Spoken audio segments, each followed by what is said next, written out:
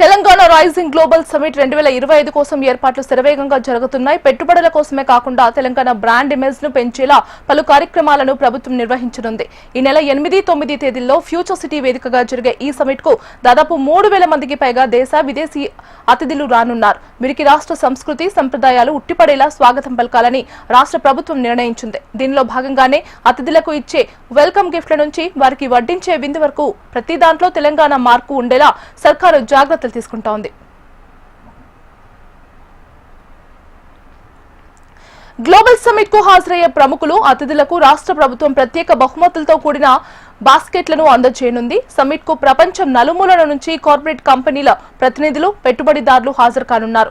వీరికి ప్రభుత్వం తరపున ప్రత్యేకంగా స్వాగతం పలికేందుకు ఏర్పాట్లు చేస్తున్నారు.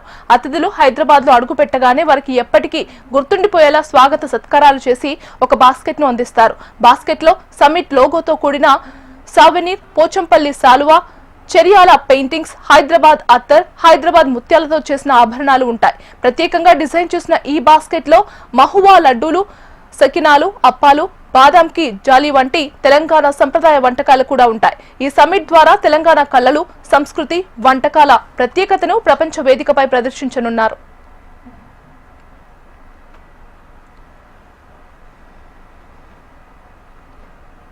గ్లోబల్ సమిట్ కు వచ్చే అతిథుల కోసం తెలంగాణ రుచులతో వంటకాలను ప్రభుత్వం సిద్ధం చేస్తోంది. ఇందుకోసం ప్రత్యేకంగా రూపొందించిన కల్చరల్ ఫుడ్ బాస్కెట్ లో తెలంగాణ స్పెషల్ వంటకాలు దర్శనం ఇవ్వనున్నాయి. సకినాలతో పాటు తీపి అప్పాలు, బాదం కి జాలి వంటి సంప్రదాయ స్వీట్లు ఇందులో ఉండనున్నాయి.